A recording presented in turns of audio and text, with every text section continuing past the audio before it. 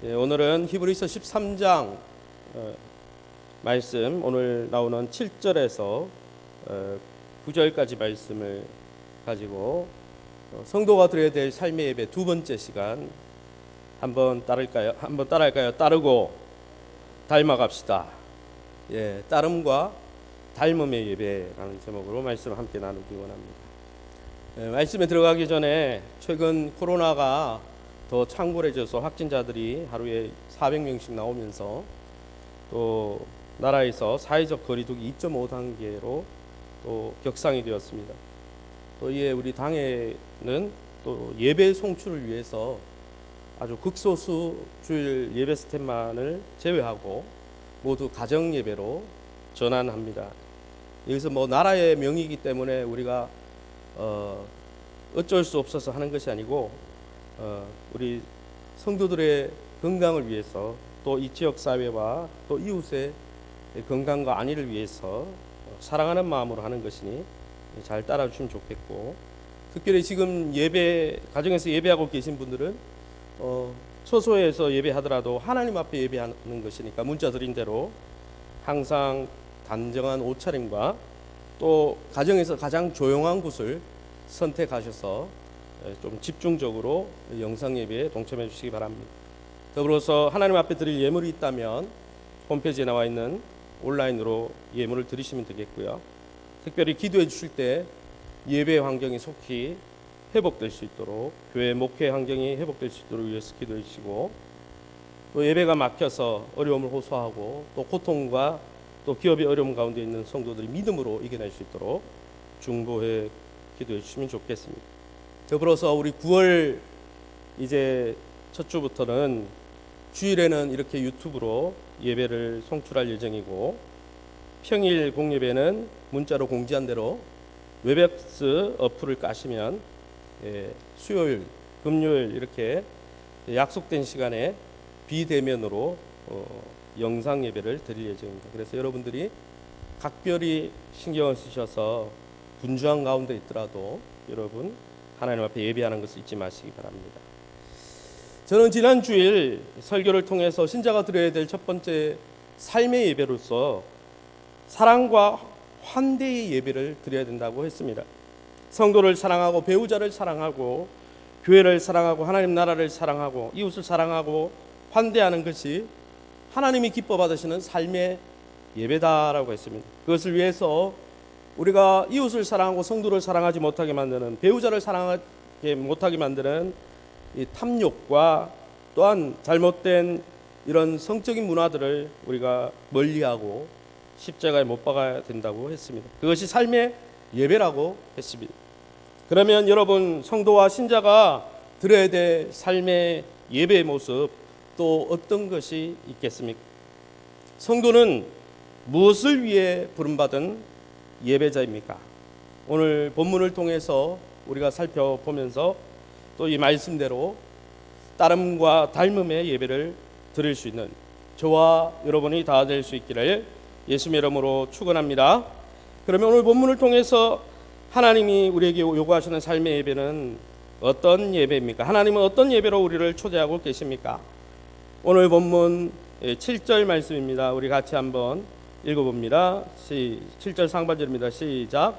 하나님의 말씀을 너희에게 일러주고 너희를 인도하던 자들을 생각하며. 아멘.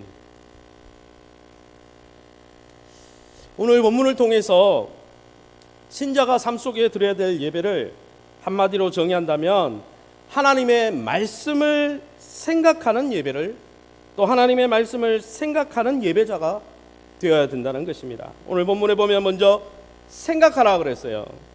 예배자는 생각해야 한다는 것이죠. 생각하다, 이 단어는 원문의 뜻이 주의를 기울이다, 마음을 쏟다 이런 뜻입니다.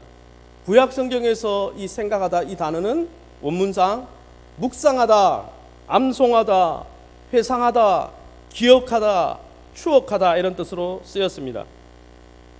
그러면 무엇에 주의를 기울여야 됩니까? 무엇에 우리의 마음을 쏟아야 합니까?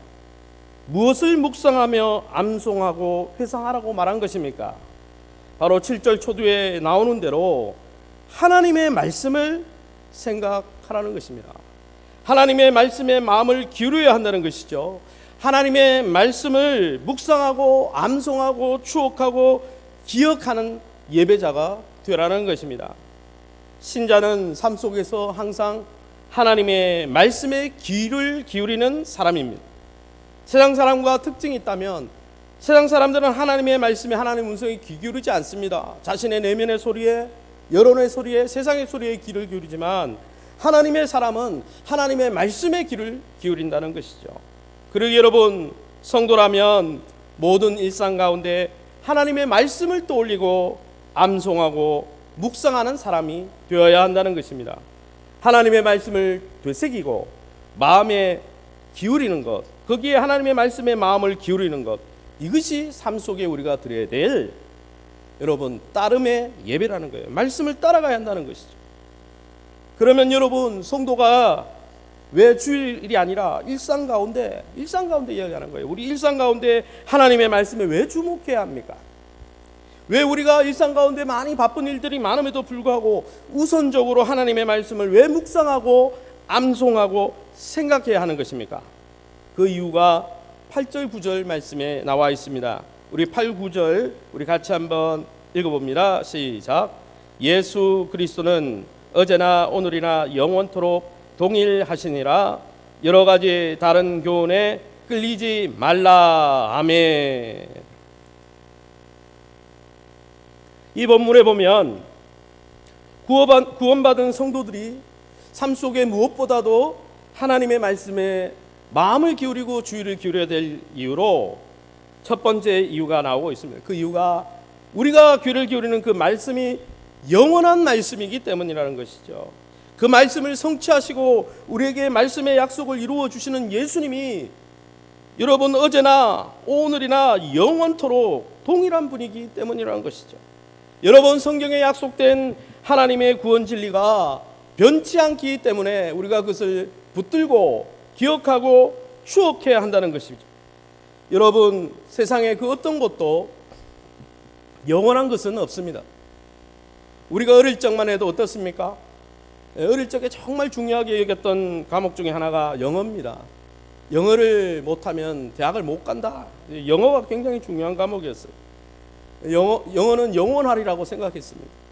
그러나 최근에 대한민국 국가 경쟁력이 높아진 이후에 요즘은 영어보다 한국어가 이제 뜨고 있어요. 외국에서도 한국어를 배우려고 합니다. 프랑스, 유럽 할 것 없이, 미국 할 것 없이 한국어를 잘하고 한국어만 잘 가르쳐도 주변에 사람들이 모인다고 합니다. 한국어를 배우려는 시대가 도래한 것이죠. 이처럼 여러분, 세상에 영원한 것도 없습니다. 잠시 있다가 변하는 것이죠. 그러나 여러분, 세상에 영원히 변치 않는 것이 있다고 오늘 말씀하고 있습니다. 바로 예수 그리스도를 통한 하나님의 약속의 말씀이 영원토록 동일하다는 것이죠. 예수 그리스도를 통해서 약속해 주신 하나님의 구원과 진리의 이 66권 성경 말씀이야말로 영원 불멸하는 영원한 가치가 있다고 성경이 말씀해 줍니다. 영원한 가치가 있기 때문에 여러분, 우리의 일상 가운데 붙들어야 한다는 것입니다. 그 무엇보다 우리의 우선순위를 두고 이 영원한 가치, 불변의 가치에 헌신해야 한다는 것입니다. 66권 성경, 특별히 신약에 기록된 이 영적 원리와 진리가 이 시대와 역사를, 또한 우리의 미래를 결정할 영원한 원리가 되기 때문에 우리가 이 하나님의 말씀을 붙들어야 한다는 것입니다. 하나님의 말씀에 기록된 예수 그리스도만이 영원한 유일한 소망이 되고 유일한 살 길이기에 우리가 붙들어야 한다는 것이죠. 그리고 여러분, 하나님의 말씀이 영원한 가치를 갖고 있다. 30년 쓰이는 영어가 아니라 여러분 한 반백년 쓰이는 어떤 직장의 원리가 아니라 영원토록 여러분 경건의 연습은 이 생과 내생에 여러분 유익이 있다고 했잖아요.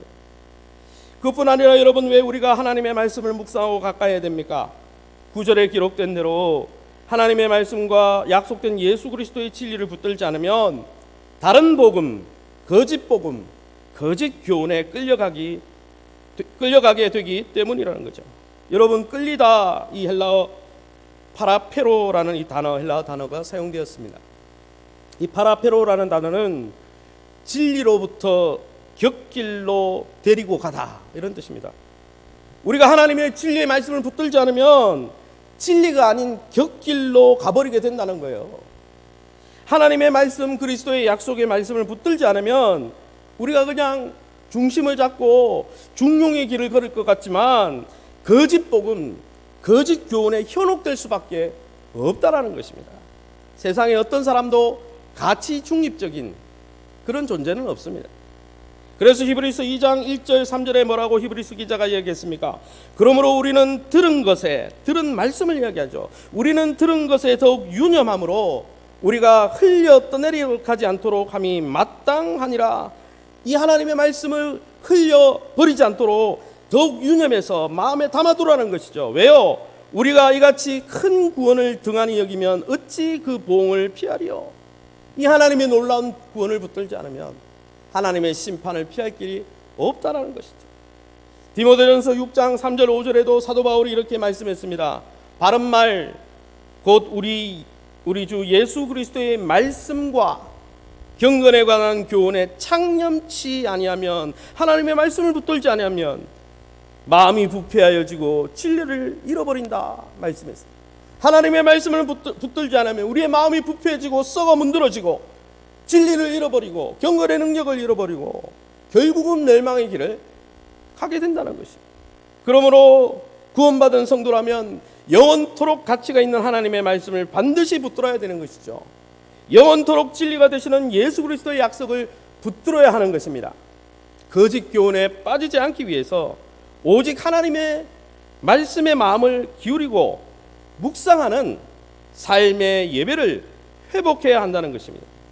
사랑하는 성도 여러분, 행복한 인생을 꿈꾸고 있습니까? 누가 행복한 인생을 살 수 있습니까? 누가 하나님 앞에 의인이라 평가받을 수 있습니까? 착한 일 많이 하면요? 돈을 많이 가지면 행복합니까? 성경은 그렇게 말하지 않습니다. 시편 1편에 복 있는 사람은, 이것은 행복한 사람은 이렇게 번역할 수 있습니다. 행복한 사람은 어떻다고요? 오직 여호와의 율법을 즐거워하여 그의 율법을 주야로 묵상하는도다. 무릇 의인들의 길은 여호와께서 인정하신다 그랬어요.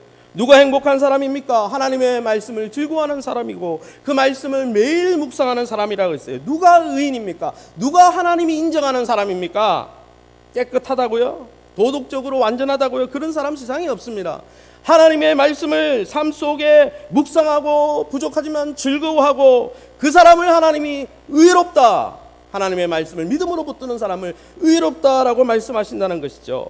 여러분, 우리가 행복할 수 있는 비결은 하나님의 말씀을 붙드는 것 외에는 없습니다. 여러분, 우리가 하나님께 좋은 평가를 받는 방법은 성경 말씀을 매일 묵상하며 삶의 기준으로 삼는 것 외에는 없다는 거예요. 반대로 여러분, 누가 불행한 인생을 살까요? 누가 여러분 악인이라 하나님께 평가받을까요? 성경에 보면 시편 1편에 나옵니다. 하나님의 말씀을 즐거워하지도 묵상하지도 않는 사람이 악인이라 그랬어요. 도덕적으로 악인이 아니고 다 부패하고 죄인이지만 하나님의 말씀을 쫓지 않고 세상의 꾀를 쫓고 세상의 경험과 자신의 경험을 쫓아 사는 사람, 그 사람이 악인이고 그 사람을 하나님이 버리신다 했습니다. 이처럼 여러분, 하나님의 말씀을 대하는 자세가 우리의 인생의 행복을 결정하는 것입니다. 믿으시면 아멘 하시기 바랍니다. 여러분, 하나님의 말씀을 대하는 태도가 하나님께 인정받는 비결입니다. 게다가 성경 말씀에는 하나님의 말씀을 대하는 태도를 보면 그 사람이 하나님의 사람인지 아닌지 판별할 수 있는 가늠자가 된다 그랬어요. 요한복음 10장에 예수님 말씀하셨습니다. 유대인들을, 율법을 알고 있지만 예수님의 음성에 귀를 기울이는 유대인들을 향한 말씀이죠. 너희가 내 양이 아니므로 믿지 아니하는도다. 내 양은 내 음성을 들으며 나를 따르느니라. 여러분, 하나님의 말씀에 귀를 기울이는 사람이 하나님께 구원받고 인정받고 하나님의 자녀로 거듭난 사람이라는 거예요. 내 양이 아니기 때문에 내 음성에 귀를 기울이지 않는다는 거예요. 여러분, 그뿐 아니라 하나님의 말씀에 주목할 때 하나님이 믿음을 주시고 영생을 주신다 했습니다. 로마서 10장 17절에 그러므로 믿음은 들음에서 나며 들음은 그리스도의 말씀으로 말미암는다 했습니다. 여러분, 하나님의 말씀에 귀를 기울이는 것이 그 어떤 것보다 하나님을 사랑하는 것이라 했습니다. 신명기 6장 4절 6절의 쉐마의 말씀에 이스라엘아 들으라 너희는 마음을 다하고 뜻을 다하고 힘을 다하여 내 하나님 여호와를 사랑하라. 어떻게 해요? 바로 다음 절에 오늘 내가 내게 명하는 이 말씀을 너는 마음에 새기라 라고 한 것이죠. 사랑하는 성도 여러분, 저와 여러분은 예수 그리스도 안에서 정말 거듭난 하나님의 자녀가 되었습니까? 교회를 백날 교회들을 아무리 모태신앙이고 교회들을 밟아도 거듭나지 않고 하나님의 자녀가 안 됐다면 아무 소용없는 것이죠. 그러나 여러분이 정말 거듭난 하나님의 자녀가 되었다면, 하나님의 자녀라면 아버지의 음성에 귀를 기울이시기 바랍니다. 성경 말씀에 귀를 기울이시기 바랍니다. 사랑하는 성도 여러분, 여러분을 구원하신 하나님을 사랑하십니까? 하나님을 사랑하신다면 그의 말씀을 여러분의 마음에 새기시기 바랍니다. 여러분 하나님의 말씀을 가까이 하고 사랑할 때 하나님이 여러분을 귀히 여겨 주실 것입니다. 하나님의 말씀을 묵상하고 붙들 때 하나님께서 우리를 지난 시간에 설명했던 것처럼 주는 나를 돕는 이시니 내가 무서워하지 아니하겠노라 하신 말씀처럼 주의 말씀을 묵상하고 붙들 때 하나님이 우리의 산도움이 되셔서 우리를 분명히 도와주실 것입니다. 그러기에 여러분 아무쪼록 모든 삶의 자리에서 영원한 하나님의 말씀에 주목하고 쫓음으로 하나님 안에서 참 만족과 하나님께 인정받는 복된 인생 되시기를 예수님의 이름으로 축원합니다. 그래서 여러분 신앙인이, 기독교 신앙인은 이 말씀에 대한 자세가 좋아야 돼요. 좋은 밭이 되어야 되는 거죠. 30배, 60배, 100배. 그게 하나님 원하는 거잖아요. 여러분 많이 맺는 게 중요한 게 아니라 좋은 밭이 되는 게 중요하죠. 좋은 밭은 하나님의 말씀을 듣고 지킨다 그랬어요. 하나님의 말씀을 따라간다는 것이죠. 그러면 여러분 삶 속에서 우리가 하나님의 말씀에 마음을 기울이고 하나님의 말씀을 따라가려면 어떻게 하면 좋을까요? 두 번째 원리를 우리 7절 말씀을 다시 한번 읽어보면서 우리 찾아보도록 하겠습니다. 우리 같이 읽어봅니다. 시작. 하나님의 말씀을 너희에게 일러주고 너희를 인도하던 자들을 생각하며. 아멘.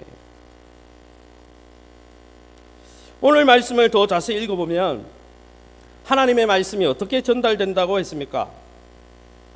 오늘 히브리서 기자는 하나님의 말씀이 하늘에서 뚝 떠서 우리가 그냥 갑자기 막 하늘이 열리고 그 말씀이 깨달아진다 그렇게 말씀하지 않았어요. 그런 아주 신비한 이야기를 하지 않았습니다. 오히려 하나님의 말씀이 전달되는 통로를 설명해 주고 있습니다. 7절 말씀을 보세요. 하나님의 말씀을 생각하라 이렇게 이야기하면 되는데 중간에 뭘 끼워 넣었어요. 너희에게 일러주고 너희를 인도하던 자들. 여러분 하나님의 말씀을 일러주고 하나님의 말씀을 통해 공동체를 인도하는 자들을 통해 하나님의 말씀이 전달되고 있다고 강조하는 것입니다. 사실 하나님께서 직접적으로 하나님의 말씀에 주목하라 하면 될 것을 히브리서 기자는 너희에게 일러주고 하나님의 말씀으로 너희를 인도해 주던 그 사람들을 생각하라, 그 사람들을 추억하고 그 사람들을 묵상하고 이렇게 말하고 있는 것이죠. 그러기에 여러분 하나님의 말씀에 주의를 기울이고 마음을 쏟고 우리가 집중하려면 공동체 안에 세워진 말씀의 종, 말씀의 사역자들을 도움을 받아야 한다는 것이죠. 여러분 그러면 하나님의 말씀을 대언하는 말씀 사역자들은 어떤 사람들입니까? 오늘 성경에 설명하고 있죠. 먼저 뭐라고 얘기했습니까? 하나님의 말씀을 일러주는 사람이라고 그랬어요. 여기 일러주는 이 헬라어 단어는 선포하다, 선언하다, 이런 주장하다 이런 뜻입니다. 선포하고 선언하고 주장하는 거예요. 이거는 일방적인 거예요. 뭐 협의해가지고 이런 말을 전하고 이게 아니고 기록된 대로 선포하고 기록된 대로 설교하고 기록된 대로 주장하는 것이죠. 그게 일러주다의 뜻이에요. 여러분 말씀 사역자들은 하나님의 말씀 있는 그대로 선포하는 자들입니다. 성경 말씀을 액면 그대로 선언하는 자들입니다. 성경에 기록된 하나님의 뜻을 주장하는 자들입니다. 그들은 성도들이 듣고 싶은 이야기가 아니라 성도들을 향한 하나님의 뜻과 계획을 선포하는 자들이라는 거죠. 그들이 선포하는 것은 그들의 생각이 아니에요. 바로 성경에 기록된 하나님의 음성이라는 거예요. 하나님의 계획이라는 것입니다. 여러분, 설교자가 또 말씀을 증거해 주는 자는 성도들을 만족시켜주기 위해서 유머하는 입담꾼이나 복만을 선포하는 구약에 나오는 거짓 선지자가 아닙니다. 거짓 선지자들이 복꼭 오겠죠. 그들은 이 세상의 흐름과 전혀 다른 하나님의 거룩한 뜻을 하나님이 구원받은 성도들에게 선포하는 자들이라는 거예요. 선포하는 하나님의 뜻을, 자기의 뜻도 아니에요. 그냥 선포할 뿐이에요. 그런데 여기서 히브리서 기자는 말씀의 통로인 공동체의 영적 지도자에 대해서 한 가지 더 언급하고 있어요. 뭐라고 소개합니까? 말씀 사역자를 하나님의 말씀으로 성도들을 어떻게 하는 사람요? 인도하는 자다 그랬어요. 일러줄 뿐 아니라 선포할 뿐 아니라 하나님의 말씀으로 성도들을 인도한다 그래서 인도한다 헤게오마이라는 이 단어가 두 가지 뜻이 있다고 합니다. 이 인도하다는 첫 번째 뜻은 그야말로 지도하다, 이끌다라는 단어입니다. 이 단어는 주로 헬라 문헌에 보면 2000년 전의 문헌들을 살펴보면 성경뿐 아니라 그 시대 문헌들을 살펴보면 군대의 지도자, 뭐 이렇게 최고 통수권자, 그죠? 그리고 국가 지도자, 통치자를 설명할 때 한 이야기예요. 이 인도하다, 지도하다 이 말이 멘토가 아니에요. 통치자를 이야기하는 거예요. 군대 지도자들을 이야기하는 거예요.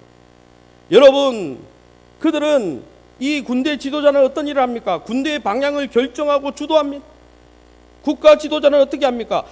물론 백성들의 소리에 경청하죠. 그러나 국가의 방향을 결정하고 주도하는 것은 국가 지도자, 대통령이 하는 거예요. 그들이 하는 행위를 지도하다, 이끌다, 인도하다, 이 단어가 그 단어라는 거예요. 여러분, 그들은 지도하는 사람이지 지도받는 사람이 아닙니다. 그들은 인도하는 주체지 인도받는 사람이 아니에요. 그들이 국가를 이끌고 군대를 이끌고 주도하는 거죠. 그 단어를 말씀 사역자를 설명하는데 설명했다는 거예요. 이것을 통해 볼 때 말씀 사역자를 마치 이스라엘의 목자처럼 비유하고 있는 것이죠. 이스라엘의 목자가 어떻습니까? 곁길로 가는 양들을 어떻게 합니까? 막대기와 지팡이로 지도합니다. 눈이 어두워 그냥 앞만 보고 가다가 낭떠러지로 떨어지는 것이 양의 특징이 아닙니까? 눈이 어두워요. 바로 앞에 것도 보지 못하죠. 그래서 이 눈이 어두운 양들을 이끌고 바른 방향으로 주도해 가는 거예요. 그냥 내버려두면 죽기 때문에. 그러기 여러분, 누가 여러분 이 목장에 양의 숫자가 많아요? 목자의 숫자가 많아요? 목자는 한 명이에요. 양이 더 많죠. 그러나 여러분, 수가 많아도 양들이 목자를 인도하는 게 아니에요. 목자가 하나님의 말씀을 선포하면서 그 말씀의 원리대로 양들을 인도하고 주도하는 것이 말씀 사역자라는 거예요. 그런데 여러분, 두 번째 인도하다는 뜻은 더 남다릅니다. 이 인도하다 헤게오마이라는 두 번째 뜻을 제가 원문에 찾아서 읽어보니까 한번 따라할까요? 위임받은 자로 간주하여 존중히 여기다.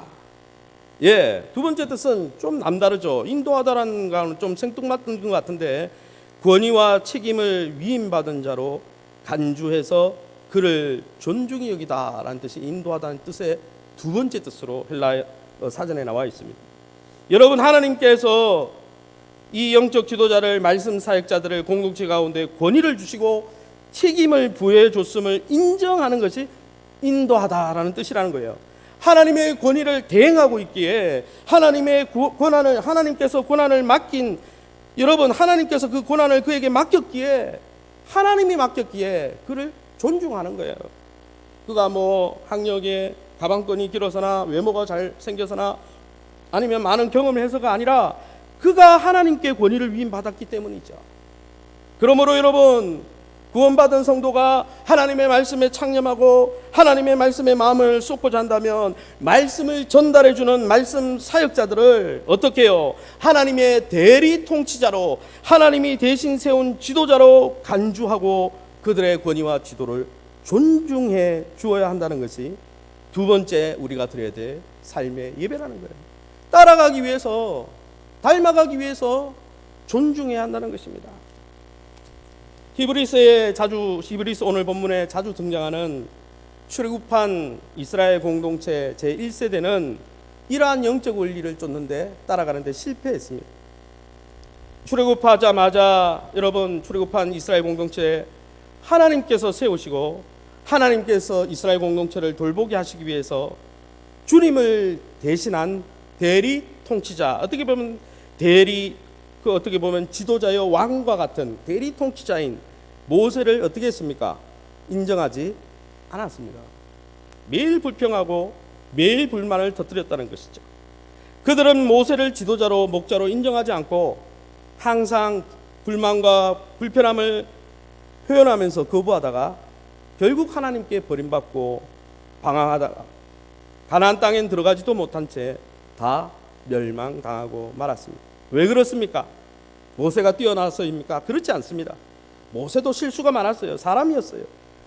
그러나 여러분, 그 이유는 어디에 있냐면, 여러분, 그들이 하나님이 보내신 리더십, 모세의 리더십을 거절하고 환영하지 않으므로 모세가 전달하고자 했던 하나님의 뜻과 계획과 하나님의 말씀을, 모세만 거부하면 좋은데 모세가 담고 있는 하나님의 뜻을 거부하는 결과를 초래했기 때문입니다. 오늘날 이 같은 원리는 여전히 교회 안에 적용되는 원리입니다. 에베소서 4장 11, 12절에 사도 바울은 이렇게 말씀했습니다.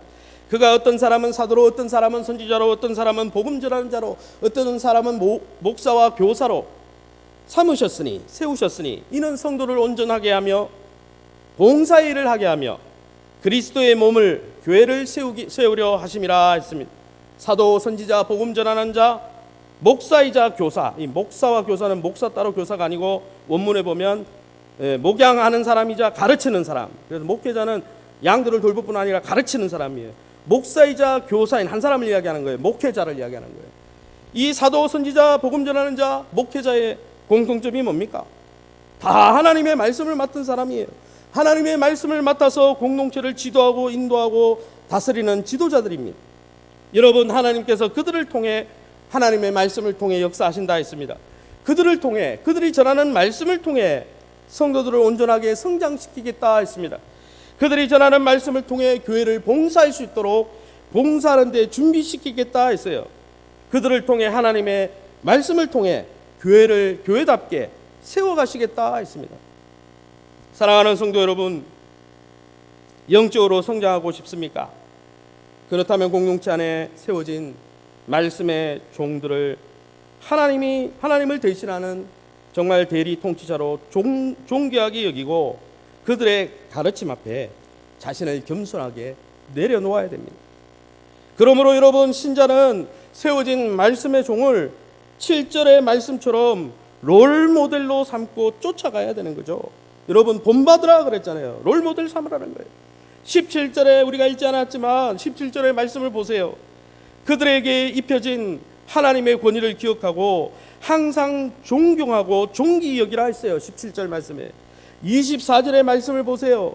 24절 말씀에 보면 그 말씀 사역자들이 많은 회중과 성도보다 앞서 소개되고 있습니다. 그들이 성도보다 앞선 자라는 거죠. 리더하는 자라는 거죠.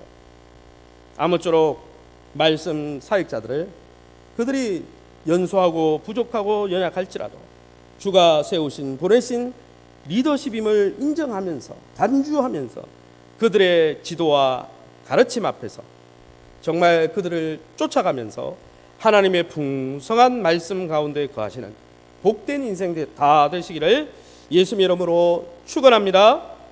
그러면 하나님의 말씀 사역자들을 하나님이 세운 지도자로 간주한다는 것은 또 어떻게 하는 것이 지도자로 간주하는 것일까요? 세 번째는 여러분 7절 하반절 말씀입니다. 7절 하반절 말씀을 우리 같이 읽어봅니다. 7절 하반절입니다. 그들의 행실의 결말을 주의하여 보고 그들의 믿음을 본받으라. 아멘. 세 번째, 여러분, 우리가 하나님의 말씀을 증거해주는 정말 말씀 사역자들을 공동체의 지도자로 간주하는 방법은 그 말씀 앞에, 가르침 앞에 자신을 내려놓고 따라갈 뿐 아니라, 가르침뿐 아니라 그들이 살아가는 삶의 방식까지 기꺼이 모방하고 닮아가야 한다는 것입니다. 그래서 오늘 본문 7절 하반절의 본동사가 본받으라입니다. 여러분, 하나님이 우리에게 기대하는, 삶을 통해 기대하는 예배의 방식이 바로 이겁니다. 여러분, 공동체의 지도자의 말씀만 받을 뿐 아니라 그가 살아가는 라이프 스타일, 삶의 방식, 세계관, 그의 가치관을 기꺼이 본뜨는 것이 바로 하나님이 원하시는 예배의 방식이요, 하나님을 닮아가고 성장해가는 방식이라는 거예요. 하나님은 천사를 통해 우리를 다루지 않습니다. 하나님은 갑자기 나타나셔서 누구야? 하늘에서 계시를 직접 내려서 다루지 않아요. 우리와 같은 성정을 지닌 엘리야를 세워서 여러분 그 악한 왕 그죠? 아합을 다루었던 것처럼 하나님께서 여러분 그가 택한 말씀의 종들을 통해 여러분 우리에게 순종과 경외를 요구하시는 거예요. 여기서 본받으라 미메오마이라는 단어가 사용되었는데 이 단어가 무슨 뜻이냐 보니까 모방하다, 기꺼이 흉내내다, 기쁘게 따르고 닮아가다 이런 뜻이더라고요.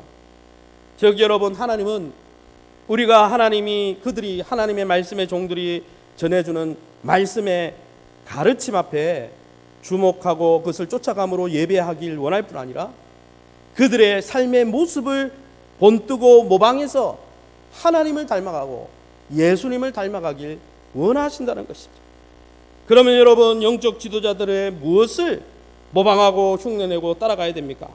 다 모방해야 됩니까? 잘못된 것도 그건 아니죠. 7절 말씀에 무엇을 모방하라 그랬습니까? 행실의 결말을 살펴보고 본받으라 그랬어요.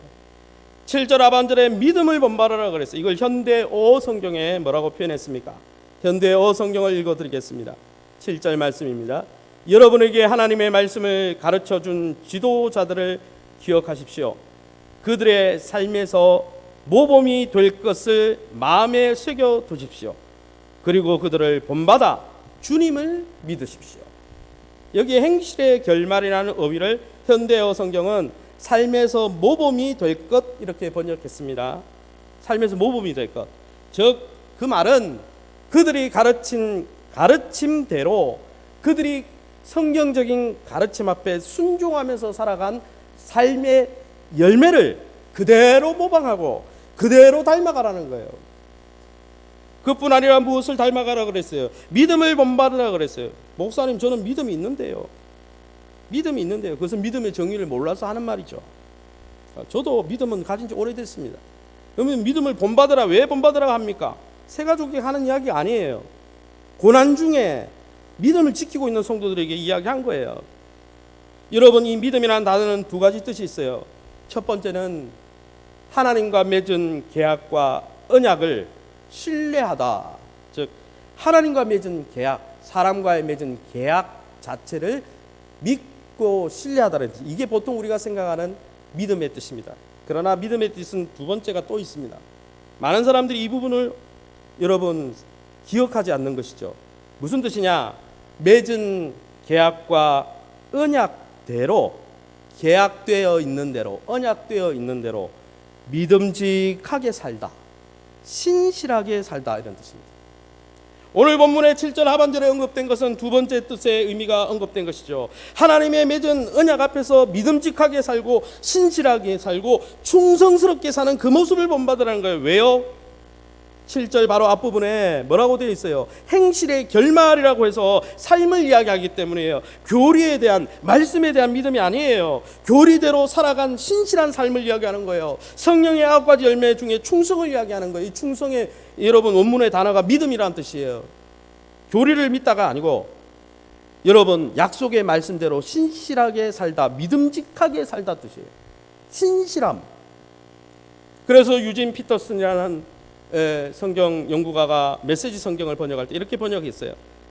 13장 7절을 읽어드리겠습니다. 하나님의 말씀을 주신 목회 지도자들에게 감사드립시다.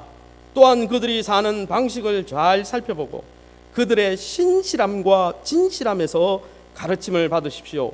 거기에는 우리 모두가 공감하는 일관성이 있어야 합니다.